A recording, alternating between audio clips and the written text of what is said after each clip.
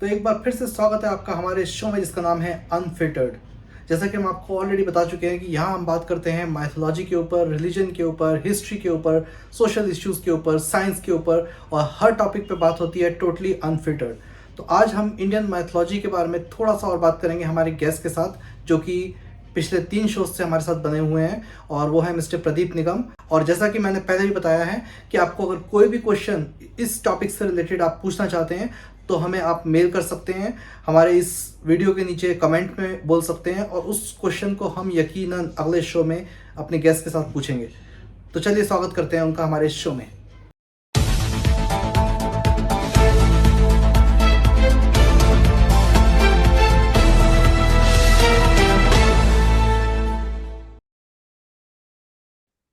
तो स्वागत है आज आपका हमारे शो में। और पिछले धन्यवाद, शुक्रिया। जी, हम्म, और पिछले शो में जब हम बात कर रहे थे हमने काफी सारे मुद्दों पे बात की थी। हम माइथोलॉजी से चल के हिस्ट्री की तरफ आए थे। हिस्ट्री में हमने बात की थी बुद्धिज्म का शुरुआत कहाँ से हुई, बुद्धिज्म का अंत कहाँ हुआ। उसके बाद फिर मुगल हिस्ट्री के बारे में हमने बात की थी, औरंगजेब के बारे में बात की थी, उसके शासन के बारे में बात की थी। तो जब बुद्धिज्म का हम्म, जिक्र आया था तो एक सवाल ये भी था कि जो बुद्धिस्ट मॉन्क हैं वो ज्यादातर भगवा रंग के कपड़े पहनते हैं, मतलब इंडिया में ही नहीं वर्ल्ड वाइड। और हम्म, हिंदू लोग भी जो हैं वो भी ज्यादातर भगवा रंग इस्तेमाल करते हैं। धर्म से जुड़ी जो भी चीजें होती हैं उसमें पहनने में, या साधुओं हम्म, का, ऋषियों का जो हम देखते हैं पहनावा, उसमें भगवा रंग हम्म, इस्तेमाल होता है। हम्म, और ये बोलते हैं कि भगवा रंग हमारे धर्म का है। तो हम्म, और इस्लाम में अगर आप देखें तो इस्लाम में हरा रंग ज्यादा इस्तेमाल होता है। तो क्या लगता है ये हम्म। जो रंग है इनका धर्म के साथ जो कनेक्शन है वो क्या है, और कब इस कनेक्शन को शुरू किया गया होगा? देखो, इसको अगर बात को हम शुरू करेंगे तो इसमें थोड़ी गहराई में जाना पड़ेगा इसको। अगर वैसे बोलें कि धर्म का कोई इसका मतलब नहीं या ईश्वर का कलर से, रंग से कोई मतलब नहीं, तो शायद लोगों को इतना समझ नहीं आएगा। इसके लिए इसको गहराई से सोचेंगे तब उसको जो है इसका हम उत्तर ढूंढेंगे। पहले तो ये समझो कि जो प्रकृति है, हम इस चीज को मानते हैं कि ईश्वर, प्रकृति और आत्मा तीन चीजें हैं। तीन चीजें हैं जिसमें ईश्वर और आत्मा जो होते हैं वो तो अव्यक्त हैं। अव्यक्त को बोलो जो दिखते नहीं है, जिनको हम देख नहीं सकते हैं, अव्यक्त, जिसका व्यक्त नहीं होते। और हम्म। दूसरा, तीसरा है प्रकृति जो व्यक्त है। तो प्रकृति व्यक्त है, बाकी दो चीजें तो अव्यक्त हैं। तो अब जो रंग है, रंग तो गुण है एक। तो ये गुण किसका है, व्यक्त चीज का है या अव्यक्त का? अव्यक्त का तो गुण हो ही नहीं सकता, क्योंकि अव्यक्त का तो जो दिखते ही नहीं है उसका गुण तो व्यक्त नहीं होगा।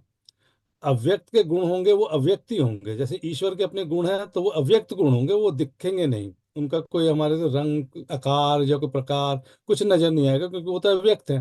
लेकिन उसके पास गुण हैं, ईश्वर के गुण हैं, आत्मा के अपने गुण हैं, लेकिन वो सब गुण अव्यक्त हैं। गुण जो दिखते हैं हमें वो प्रकृति के दिखते हैं। प्रकृति जो है वो व्यक्त हुई है, व्यक्त प्रकृति है, तो उसी के गुण दिखते हैं। तो इसलिए रंग किसका गुण है? प्रकृति का गुण है, ईश्वर का गुण नहीं है। तो हम्म। जब ईश्वर का कोई गुण ही नहीं है, जिसको हम कहते हैं निर्गुण, जिसमें कोई गुण नहीं, तो रंग, रंग तो जो है प्रकृति का गुण है। रंग तो जो है ना, रूप गुण, रूप गुण होता है अग्नि से। अग्नि का गुण जो है वो रूप है। रूप जो हमें दिखता है, जो भी कलर, रंग जो भी दिखता है वो रूप उसमें आता है। वो हम्म। दृश्यमान, दृश्यमान जो दृष्टि से हमें दिखता है, तो वो रूप गुण जो है वो रूप गुण अग्नि का है। और अग्नि से जो हमें दिखता है वो प्रकृति से है, तो प्रकृति का गुण है। तो रंग तो प्रकृति का गुण है, इसलिए ईश्वर का तो गुण हो ही नहीं सकता। तो ईश्वर का रंग किसको मानोगे? ईश्वर का कोई रंग हो ही नहीं सकता, क्योंकि वो तो निर्गुण है। उसका कोई गुण नहीं है, उसका कोई रंग नहीं है। लेकिन क्योंकि सारे गुण, सब प्रकृति या आत्मा सब उसके अधीन है, ईश्वर के अधीन है, तो या तो ये मान लो कि सारे उसी के गुण हैं, क्योंकि सब कुछ ईश्वर के अधीन है, तो फिर सारे रंग ही उसके हो गए। या तो एक तरफ मानो कि या तो उसका कोई रंग नहीं है, या उसके मानो सारे रंग उसके हैं। तो या तो ये मानो सर्वगुण है, या मानो कि निर्गुण है। दोनों की मान सकते हो ना। दोनों का मतलब एक ही है कि या तो सब कुछ एक ही में है, या कुछ भी नहीं है वहाँ निर्गुण। तो इसलिए ईश्वर को निर्गुण भी कह सकते हैं, सर्वगुण भी कह सकते हैं। तो उसका रंग से कोई लेना देना नहीं है ईश्वर का। तो इसलिए ईश्वर से तो उसको रंग को जोड़ा नहीं जा सकता। लेकिन अब दूसरी बात आती है कि हम ईश्वर किसको कहते हैं, भगवान किसको कहते हैं, और जो है देवता किसको कहते हैं। तीन शब्द हमारे यहाँ इस्तेमाल होते हैं भारतीय संस्कृति में। एक तो ईश्वर, और दूसरा एक हमारे यहाँ जो इस्तेमाल होता है वो भगवान। भगवान हम ईश्वर की जगह भगवान को नहीं बोल सकते, जहाँ हम कहीं ईश्वर नहीं लगाते हैं। भगवान राम बोला जाता है, भगवान कृष्ण बोला जाता है, भगवान शिव बोला जाता है। उनको आगे ईश्वर नहीं लगाते, ईश्वर राम नहीं बोलते, ईश्वर भगवान, ईश्वर कृष्ण नहीं बोलते, ईश्वर विष्णु नहीं बोलते, उनके सामने भगवान लगाया जाता है। भगवान का अर्थ समझना पड़ेगा कि ये भगवा कलर है, भगवा रंग है, वो भग से बना है ना। तो भग को अब समझते हैं कि भग क्या है। भग संस्कृत का एक शब्द है जिससे ये बना है भग। भग के कई मतलब होते हैं। भग का जो है ना, पहला मतलब तो भग का बनता है कि इसमें जो क्या बोलो सत्यता है उसमें, है ना, सत्य होता है। उसका उसका जो है शक्ति, समृद्धि, यश, ऐश्वर्य, ये भग के उसके गुण हैं, भग के साथ जुड़ते हैं। तो जिसमें ऐश्वर्य है, जिसमें समृद्धि है, जिसमें शक्ति है, जिसमें यश है, उसको भग बोला गया। भगवान, वान किसको जोड़ते हैं? वान जो उसको ग्रहण, जो उसको जिसको धारण करता है। तो जिसने उसको धारण किया इन गुणों को, वो भगवान हुआ। हाँ, जैसे जिसके पास धन होता है उसको धनवान कहते हैं, ऐसे। हाँ, तो वान तो उसी से जोड़ा जाता है, जिसके पास जो गुण, जो चीज है, उसके लिए वान लगाया जाता है। तो भग, भग के आगे वान लगाया, तो भगवान, भगवान के पास ये सारे गुण हैं। तो हम्म। ईश्वर और भगवान में फर्क है। ईश्वर तो सर्वव्यापी है, सर्वगुण है, निर्गुण है, या जो भी है, उसको तो अव्यक्त है। लेकिन भगवान हमने एक कल्पना की कि जो आकार के रूप में हमने देखा, राम के रूप में देख लिया, हाँ, कृष्ण के क्योंकि रूप में माना। देखो मंदिर में हम जो मूर्तियां देखते हैं, मूर्ति पूजा वैसे तो नहीं होती है, बट मूर्ति हम्म, पूजा अगर आप करते हैं तो ठीक है, आप अवतार को तो आप किसी रूप में देखे होंगे, लेकिन हाँ भगवान को तो आपने किसी रूप में देखा, तो उसकी मूर्ति आप बना ही नहीं सकते। हाँ, तो वो भगवान जो है ना, वो एक प्रकृति का जो उन्होंने प्रतीक मान लिया है। तो उन प्रतीकों को भगवान बोलते हैं। जैसे भगवान राम, भगवान कृष्ण, भगवान ये, तो वो प्रतीक के रूप में हम उनके एक, उनको भौतिक रूप में देखते हैं, उनको एक अपने मनुष्य रूप में ही देखते हैं।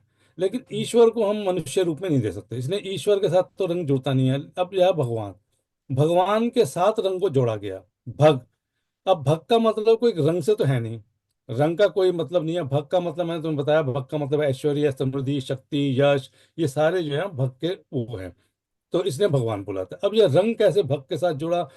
तो भक्त के साथ रंग जो है ना, जब साधु, हमारे यहाँ संन्यास आश्रम होता है, संन्यास आश्रम में जब साधु संन्यास लेता है आदमी, तो वो क्या करता है? वो तो वनों में रहता है ना, वो घर बार छोड़ देता है, वन में रहता है, वनों में रहता है, तो भिक्षा पे गुजारा करता है। भिक्षा लेने के लिए वो गांव गांव वनों में भटकता है।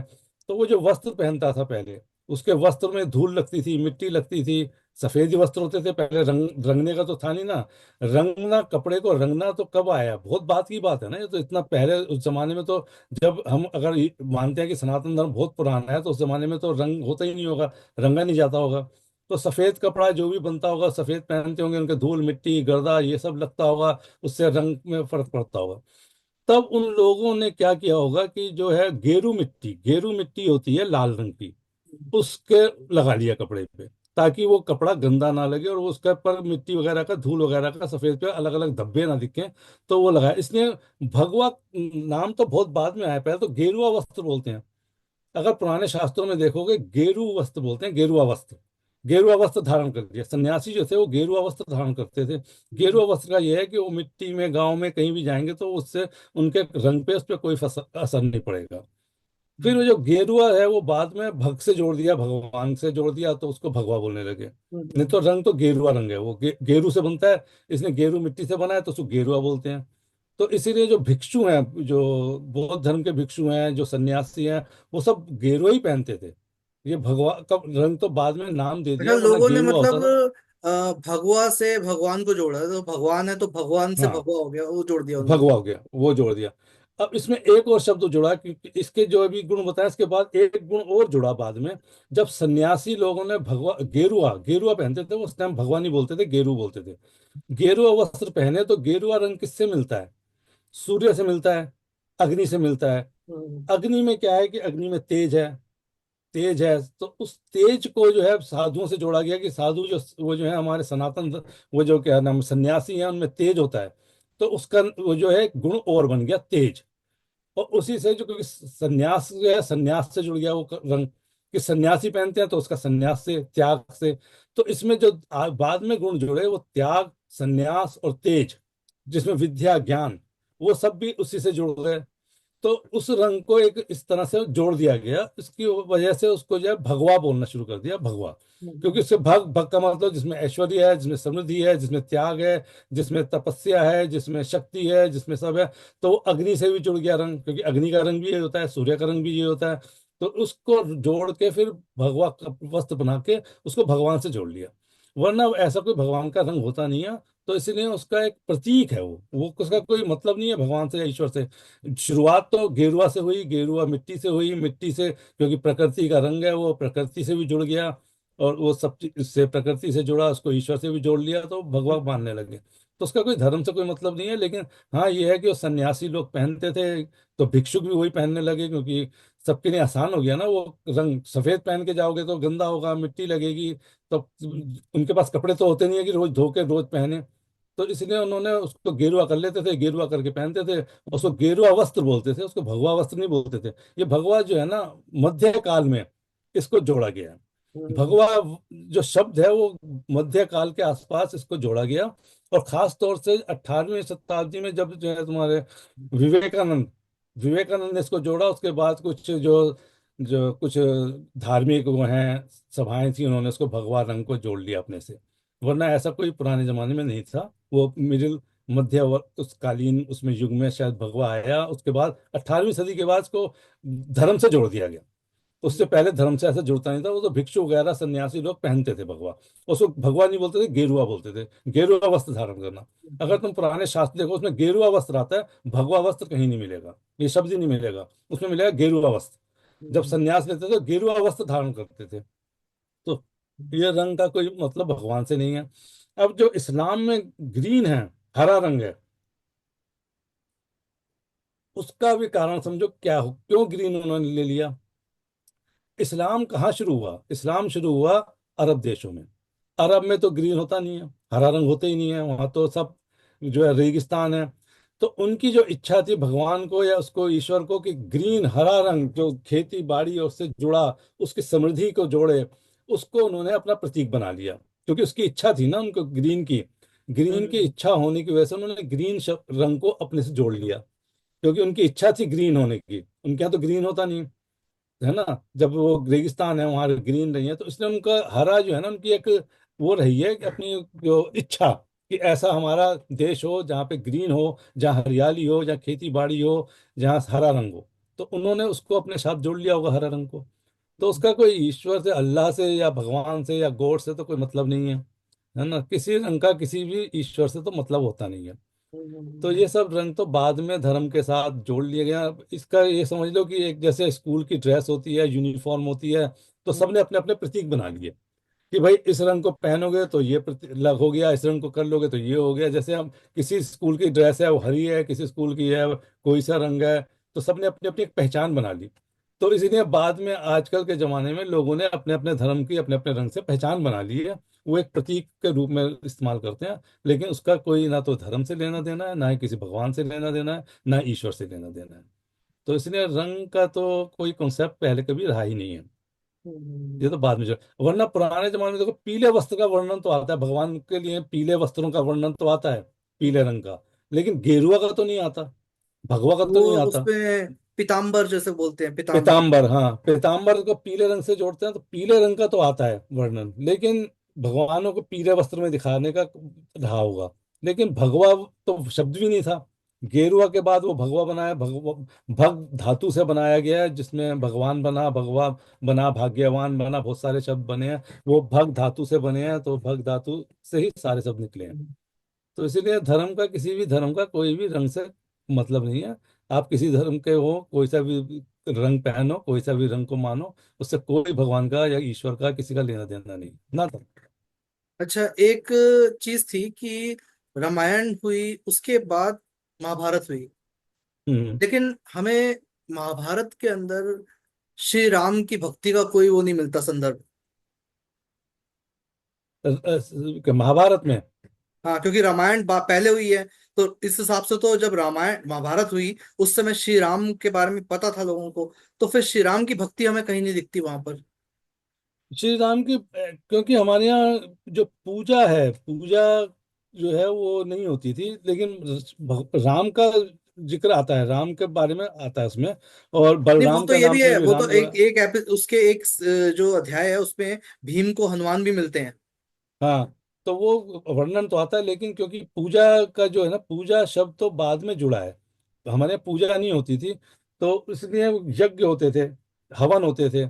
तुम किसी भी काल में देखो, यज्ञ हवन होते थे, इस तरह किसी की पूजा नहीं होती थी जिस तरह से आजकल। तो मूर्ति तो होती नहीं थी, मूर्ति पूजा तो बाद में जुड़ी है, उस जमाने में मूर्तियां तो बनती नहीं थी।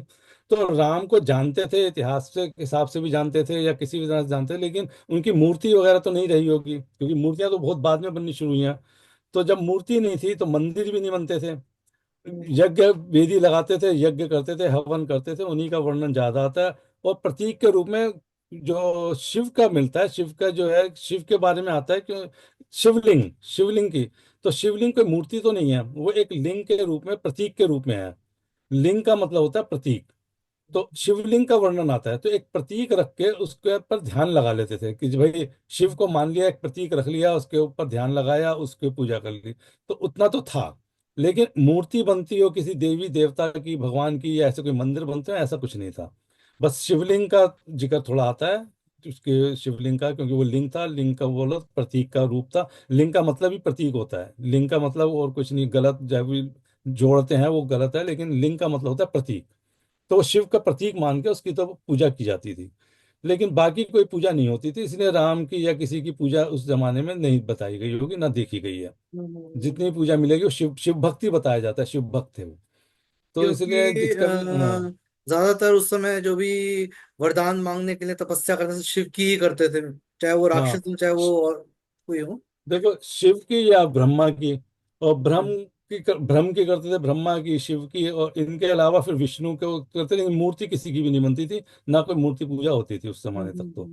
ये मूर्ति पूजा तो जब बुद्ध धर्म के आसपास, जब ग्रीक लोग आए हैं, तब कुछ मूर्तियां मूर्तियां बननी शुरू हुई हैं, और मूर्ति पूजा का तो, क्योंकि ग्रीक में तो मूर्ति बनती थी, मूर्ति देवी देवताओं की मूर्तियां बनाई जाती थी ग्रीक में, पुराने ग्रीक में। तो ग्रीक इन्फ्लुएंस रहा, जिसकी वजह से मूर्तियां बननी शुरू हुई। इसलिए उस जमाने में जब मूर्तियां बनी हैं, उसको हम बोलते हैं गंधार आर्ट। गंधार जो है ना, गंधार का मतलब होता है कि जो ग्रीक और इंडिया में जो कुछ प्रचलन रहे होंगे छोटे मोटे मिट्टी विट्टी बनाने के, उनको जोड़ के जो मूर्तियां बनी, उसको गंधार आर्ट बोला जाता है। और जो मथुरा में बहुत डेवलप हुआ बुद्ध के टाइम में, तो उस जमाने में बुद्ध की मूर्तियां बहुत बनी। बाद में जो है फिर हिंदू देवी देवताओं की भी बननी शुरू हो गई, और फिर उसके बाद से मूर्ति पूजा और वो सब शुरू हुआ। तो इसलिए वो पुराना वो नहीं है, इसलिए राम के बारे में तो जानते थे, लेकिन इस तरह की मूर्ति पूजा वगैरह नहीं होती थी। कोई पूजा तो हमारे सब दिन, एक साहित्य के हैं बहुत बड़े, उनका नाम बोल रहा हूँ, उन्होंने बोला है कि पूजा शब्द भी हमारा जो है उसमें नहीं था, संस्कृत में बाहर से आया हुआ शब्द है। पूजा पूजा नहीं होती थी हमारे यहाँ, हवन का जिक्र होता है, पुराने वेदों में कहीं भी पूजा शब्द नहीं आता, हवन आता है। तो इसलिए उसमें जो है वो राम का जिक्र नहीं आता अच्छा, होगा। जो बस। महाभारत में जब ये अध्याय था जहाँ द्रौपदी के चीरहरण की बात होती है, और हम्म। उसी की बात नहीं, चाहे वो पांडवों का जुए में मतलब सब कुछ हार जाना, क्योंकि वो भी छल से किया गया था। तो वहां पर हम्म। इतने जो बड़े बूढ़े लोग बैठे थे, भीष्म थे, द्रोणाचार्य, कृपाचार्य, सब बैठे थे, धृतराष्ट्र खुद थे, लेकिन हम्म। उनमें से किसी ने भी इसको रोका नहीं। तो जैसा कि वो बताते हैं कि भाई भीष्म ने कहा था प्रतिज्ञा कि मैं सिर्फ हस्तिनापुर के लिए या सिंहासन के लिए मैं रहूंगा, हमेशा प्रतिबद्ध सिंहासन के ही सेवा करूंगा। और द्रोणाचार्य, कृपाचार्य, सब वो राज के ही थे, मतलब सिंहासन के साथ ही जुड़े थे। तो इससे तो महाभारत में एक ये भी शिक्षा मिल जाती है, इस तरह की सीख भी मिल जाती है कि देशभक्ति भी जो है वो गलत हो सकती है। हाँ, वो तो देखो, गीता से पहले महाभारत में कृष्ण ने बहुत बार सबको समझाने की कोशिश की है। उन्होंने भीष्म से ही मुलाकात की, उन्होंने द्रोणाचार्य से ही बात की, उन्होंने कर्ण को भी समझाने की कोशिश की। उन्होंने बार बार बोला कि देशभक्ति या राष्ट्रभक्ति कुछ नहीं होती, सबसे पहले धर्म, आपको धर्म के साथ खड़ा होना चाहिए, आपको किसी राष्ट्र या उसके साथ नहीं खड़ा होना चाहिए। आपका युद्ध हमेशा किसके लिए होगा? धर्म के लिए ही होगा, जब भी युद्ध होगा धर्म के लिए करना है। तो उन्होंने तो बहुत समझाया उनको, लेकिन करण वो लोग जो थे। एक उसमें उन्होंने शायद करण से भी कहा था कि जैसे वो कहता है कि एहसान उतारना होता है, तो उन्होंने कहा हाँ। था कि अगर धर्म रास्ते में आता है तो एहसान उतारना जरूरी नहीं है। हाँ, वही। तो कृष्ण ने तो ये बात बोली है कि एहसान उतारने की भी जरूरत नहीं है, किसी राष्ट्रभक्ति की भी जरूरत नहीं है। जहां धर्म आ जाए सामने, धर्म को आगे रख के उसके लिए करना है, अपना जो भी काम, युद्ध करना है या कुछ भी करना है, वो धर्म के लिए करना है। तो ना तो राष्ट्र के लिए करना है, ना व्यक्ति के लिए करना है, या परिवार के लिए करना है, ना दोस्ती के लिए करना है, ना प्रतिज्ञा के लिए करना है, किसी के लिए नहीं करना। युद्ध सिर्फ होगा तो एक ही चीज के लिए होगा, वो होगा धर्म के लिए। तो कृष्ण ने तो बार बार गीता में भी इसको बार बार बोला है। और जब अर्जुन को युद्ध के लिए कहा है, तो युद्ध के लिए ये नहीं कहा कि तुम्हें युद्ध करना है राज्य के लिए, या तुम्हें राज्य मिलेगा, या तुम्हें राष्ट्रभक्ति मिलेगी। उन्होंने उसको बोला धर्म के लिए युद्ध करना है, तुम्हें सत्य के लिए युद्ध करना है, धर्म के लिए। जो धर्म के खिलाफ खड़े हैं उनके, चाहे वो तुम्हारे भाई हों, चाहे वो तुम्हारे दादा परदादा हैं, तुम्हारे गुरु हैं, कोई भी है, क्यों गुरु को मारने के, गुरु हत्या तो सबसे बड़ी बुरी मानी गई है, हत्या को तो कोई भी वेद और जन मानता नहीं, फिर भी गुरु हत्या के लिए उन्होंने कहा। क्योंकि गुरु अगर गलत रास्ते पे जा रहा है और अधर्म का काम कर रहा है और धर्म के साथ नहीं है, धर्म के साथ नहीं है, तो इसका मतलब अधर्म के साथ है। और जब वो कोई भी व्यक्ति हो, चाहे तुम्हारा अपना हो, अगर वो अधर्म के साथ है, तो वो उसको अपना दुश्मन ही समझो। तो इसलिए राष्ट्र में भी अगर कोई तुम्हारे धर्म के अगेंस्ट जा रहा है, धर्म के खिलाफ जा रहा है, तो उसको तुम अपना अपना साथी नहीं समझो, उसको तो उसके धर्म के विरुद्ध समझ के उसको दुश्मन ही समझो। तो वो तो बार बार कृष्ण ने बार बार ये बात समझाई है। लेकिन वो लोग जो हैं वो अपने सामाजिक जो जिसको बोलते हैं संस्कार या सामाजिक परंपराएं, या उनसे बंधे हुए थे। अच्छा, तो वो बोलते थे इनको तोड़ दो। कृष्ण ने हम्म। जैसे कहा कि धर्म के ही लिए लड़ना चाहिए, अगर धर्म के लिए, धर्म की साइड हो आप, तो सामने चाहे कोई भी हो, लेकिन आपको धर्म को देख के ही मतलब वो फैसला लेना है।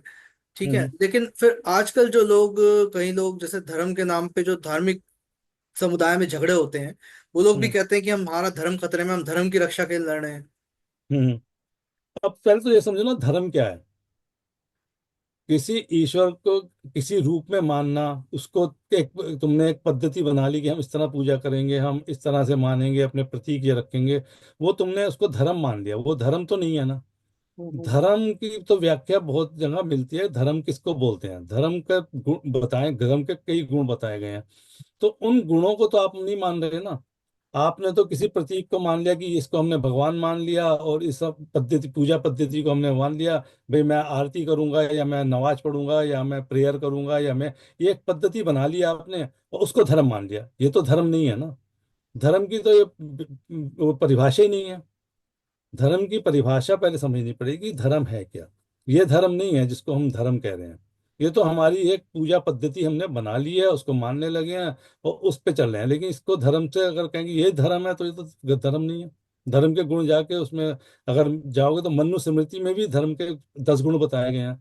10 गुण धर्म के बताए गए हैं उसमें। और धर्म का मतलब तो एक मैंने पहले ही बात की थी, धर्म होता है जो गुण धारण करता है। तो जो हमारे प्राकृतिक गुण है जो हम धारण करते हैं, वही धर्म है।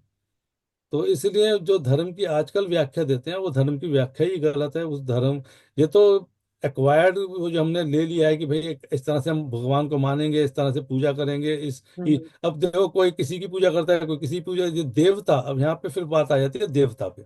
जो पहले हमने बात एक बीच में छूट गई थी, ईश्वर, भगवान और देवता, अच्छा, 3 है ना एक हमारे यहाँ। देवता होते हैं, एक हमने, जैसे आदिवासी कबीले होते हैं या ऐसे छोटे समुदाय होते हैं, एक उनमें हमने एक वर्ड सुना है इष्ट देव। इन दोनों में फर्क क्या हम्म। है? इष्ट देव तो देखो, जो तुम्हारा गांव या जहाँ पे भी रहते हो, वहाँ उसको वो एक देव के रूप में किसी चीज को मान लेते थे कि भाई हमारे गांव, उसको गांव को ही समझ लो कि उसका प्रतीक एक बना लिया कि वो हमारे गांव की रक्षा करेगा। तो वो हमारा इष्ट देव हो गया। जिसको भी तुमने प्रतीक मान लिया कि इसको हमने प्रतीक माना है और इसी की पूजा करेंगे। किसी ने सूर्य को मान लिया, तो उसका इष्ट देवता सूर्य हो गया। तो फिर वो परंपरा से जुड़ गया, परंपरा से जैसे जुड़ने के कोरिया बाद फिर वो जापान में देखा है कि जैसे मैं कोरिया जब गया था, तो कहीं जो उनके गांव हैं या छोटे शहर हैं, उन्होंने हम्म। वो शहर के बाहर, अब तो खैर वो कॉन्सेप्ट गांव वाला है नहीं वहां पे, लेकिन वो हम्म। गांव के एरिया के जो बॉर्डर है वहां पर उन्होंने कुछ मास्क जो है या कुछ पुतले टांग रखे हैं, हम्म। कि वो वो उनका एक मानना होता है कि ये बुरी नजर से हमारे गांव को बचाते हैं या हमारे शहर को बचाते देखो, एक भगवान की जो वो है ना, जो कॉन्सेप्ट आती है, वो डर, मनुष्य के मन में हमेशा ही एक डर रहा है। और वो डर को जो है भगाने के लिए वो तरह तरह के सोचता है। डर क्या है? मृत्यु का डर सबसे बड़ा डर है। मृत्यु का डर तो मनुष्य को हमेशा से रहा है। और उस मृत्यु के डर से वो तरह तरह की चीजें सोचता है कि किस तरह से मैं मृत्यु से बच जाऊं। तो उसके लिए वो अपने इष्ट देवता बना लेता है, किसी को बना लेता है कि ताकि उसकी पूजा करने से मेरे मृत्यु नहीं होगी, या मेरे को लंबी उम्र मिलेगी, या मेरे को ये मिलेगा। तो वो एक, अब किसी को अगर धन दौलत चाहिए, ऐश्वर्य चाहिए, वो भी सब चाहिए, क्योंकि मृत्यु का डर जो है ना, सबसे बड़ा डर तो मृत्यु का डर है, और उसी डर से बचने के लिए उसको सब कुछ चाहिए। क्योंकि देखो, अगर धन ऐश्वर्य होगा तो तुम मृत्यु से बच सकोगे, ये सोच है कि पैसा होगा तो मैं इलाज करा लूंगा, अगर पैसा नहीं है तो इलाज नहीं कराऊंगा, मर जाऊंगा। तो वो जो डर है ना, वो डर बना रहता है, उस डर की वजह से कुछ प्रतीक बना लिए हैं लोगों ने, और वो बेसिकली प्रतीक जो है। मौत का जो, मृत्यु का जो डर भी होता है, वो अपने किसी दर्द के लिए, या कि मेरे को दर्द होगा, मुझे तकलीफ होगी, उससे नहीं होता। मेन डर ये होता है कि ये सारा संसार छूट जाएगा मुझसे। बस छूटने का डर होता है। हम्म। सबसे बड़ा डर है कि जो भी मेरा मतलब बनाया है, जो भी मेरा आसपास है, सब मेरा छूट जाएगा। और इस छूटने का डर होता है बहुत बड़ा। इसीलिए कहते थे कि जो मरना। साधु ऋषि जो तपस्या करते थे या जो संन्यास ले लेते थे, उनको मृत्यु का डर खत्म हो जाता, क्योंकि उनके पास छोड़ने को कुछ था ही नहीं। हाँ, वो इसीलिए जो संन्यास आश्रम है, संन्यास आश्रम गए, आपने मोह माया सब त्याग दी, अब तुम्हारे पास कुछ है ही नहीं, त्यागने कुछ है ही नहीं। तो तुम्हारा वो जो डर था, वो जो भय था, वो खत्म हो गया। इसके लिए एक शब्द आता है अभय। अभय हो जाते हैं, वो अभय हो गए, मतलब अब उनके अंदर कोई भय ही नहीं रहा। अब हम्म। उनको किसी चीज का भय नहीं है, तब वो अभय हो जाते हैं। तो इसलिए जो डर और भय में थोड़ा फर्क, भय अभय बोलो तो इसका मतलब कि उसके अंदर अब भय नहीं रहा। वो हम्म। संन्यास आश्रम में त्यागने से, सब कुछ छोड़ने के बाद वो अभय हो जाते हैं, उनको भय नहीं रहता। तो इसीलिए संन्यास आश्रम का बहुत जरूरी माना गया है कि संन्यास आश्रम में वो सब कुछ छोड़ देते हैं, उनको कोई फिर मौत का डर नहीं रहता, फिर मृत्यु का डर खत्म हो जाता है। तो मृत्यु का डर तो ये एक छूटने का डर होता है ना, कि मेरा सब छूट जाएगा, मेरा परिवार छूटेगा, मेरे संबंधी छूट जाएंगे, मैं अकेले, मुझे सब अकेले हो जाएंगे, उनके मेरे बाद उनका क्या होगा। वो सारे बहुत सारे डर होते हैं। अब तुम्हारे साथ हैं कि भाई मेरा परिवार का क्या होगा, मेरे बच्चों का क्या हम्म। होगा, मेरे इसका क्या होगा, वो सारे जो भय हैं वो जुड़े रहते हैं। लेकिन एक बार तुमने अपने सब छोड़ दिया और चले गए, तो फिर सब भय खत्म हो जाते हैं, फिर तुम्हारे को कोई भय नहीं रहता। तो जब आदमी अकेला संन्यास आश्रम में चला जाता है, उसके सब भय खत्म हो जाते हैं, तो उसके लिए कोई डर ही नहीं होता। तो ये जो है भय का एक वो है। तो देवता की जो बात हम कर रहे थे, देवता अलग है, देवता तो मनुष्य में भी देवता होते हैं। देव शब्द जो है ना, जैसे अंग्रेज इंग्लिश में एक वर्ड होता है लॉर्ड, जो उनकी पार्लियामेंट में लॉर्ड होते हैं। लॉर्ड वो होते हैं जो शक्तिशाली लोग होते हैं, जिनके जो संपन्न लोग होते हैं, जिनके पास ऐश्वर्य होता है, जिन्होंने सब कुछ पा लिया होता है, उनको हम लॉर्ड बोलते हैं, या उनको देव बोलते हैं। देव हम्म। का मतलब उनके पास शक्तियां हैं। तो जब शक्ति की पूजा करते हैं तो देवों की पूजा करते हैं। हमें अगर विद्या चाहिए तो सरस्वती की पूजा कर लो, अगर तुम्हें शक्ति चाहिए तो हनुमान जी की पूजा कर लो। तो अलग अलग शक्तियों के लिए अलग अलग हमने देवता बना दिए हैं, वो शक्तियों के प्रतीक हैं। और उन प्रतीकों को हमने देवता एक रूप दे दिया है, उन रूप की हम पूजा कर लेते हैं, तो वो देवता है। देवता तो, देव कभी भी भगवान या ईश्वर से नहीं जोड़ा जा सकता उनको। इसलिए ईश्वर और देवता को फर्क करना पड़ेगा। देवता तो पृथ्वी पे भी रहते हैं, कोई बड़ा आदमी बन जाए, महान आदमी बन गया, उसको देव बोलते हैं, वो देवता है, देव लगा देते हैं उसके नाम के आगे। हम्म। जैसे सेंट लगा देते हैं, क्रिश्चियन में सेंट लगा देते हैं, है हम्म। ना। तो उसी तरह से हमारी भारतीय परंपरा में देव लगा देते हैं, किसी के आगे भी लगा सकते हो, देव तो कोई भी हो सकता है। जीता हुआ आदमी भी देव हो सकता है, अगर वो महान आदमी है तो उसको देव लगा सकते हो, अच्छा, महात्मा महाभारत बोल में सकते हो। जब ये द्रौपदी का चीरहरण हुआ था, तो उस पे ये बात तो मतलब किसी ने, अगर देखा जाए उसको ध्यान से नोटिस करें, तो किसी ने इस बात पे सवाल नहीं उठाया था, इस बात के ऊपर कोई टिप्पणी नहीं थी कि किसी औरत के साथ ये बंदा या जो राजकुमारी है ऐसे कर रहा है दुर्योधन। उसमें ये टिप्पणी थी कि कुल वधु के साथ ऐसा कर रहा है, इसका मतलब कि बाकी उससे जो आम औरतें होंगी उनके साथ तो ऐसा उस सोसाइटी में होता रहा होगा। हाँ, वो तो देखो, जो जिस तरह का वर्णन उसमें है, क्योंकि अगर द्रौपदी को लाया जाता है तो कोई भी इसका विरोध नहीं करता था, और अगर ऐसा ना होता तो दुर्योधन की या किसी की भी इतनी हिम्मत नहीं होती कि अपने बूढ़े बुजुर्गों के सामने, अपने पिता के सामने, अपने परदादा के सामने, अपने गुरु के सामने किसी स्त्री को लाके इस तरह से किया जाए। तो इसलिए क्या है कि उस जमाने में जो जो दास होते थे, या जिनको को गुलाम होते थे, या वो होते थे, तो उनको उनके साथ होता होगा, क्योंकि दरबार में नाच गाना सब कुछ होता था, तो उसमें ये सब भी होता होगा, उसमें कोई इतना बुरा नहीं माना जाता होगा। तो उसको जो है, सभी लोग जो है परिवार के साथ, आदमी लोग देखते होंगे, उसमें एंजॉय करते होंगे उसमें, इसलिए उसको बुरा नहीं माना। तो द्रौपदी के साथ बुरा इसलिए माना गया कि कुलवधु थी, कुलवधु होने की ही बात आती है, बार बार यही बात आती है, कुलवधु। अगर कुलवधु ना होती तो कोई फर्क नहीं पड़ता, ऐसा होता रहा होगा। तो इसलिए जब उसने, दुर्योधन ने उसको बोला कि तुम अब गुलाम हो, मेरी वो जो दासी हो, और दासी के साथ तो हो सकता है, तो उसको ये बोला कि वो दासी नहीं है, वो जो है हमारे कुलवधू है।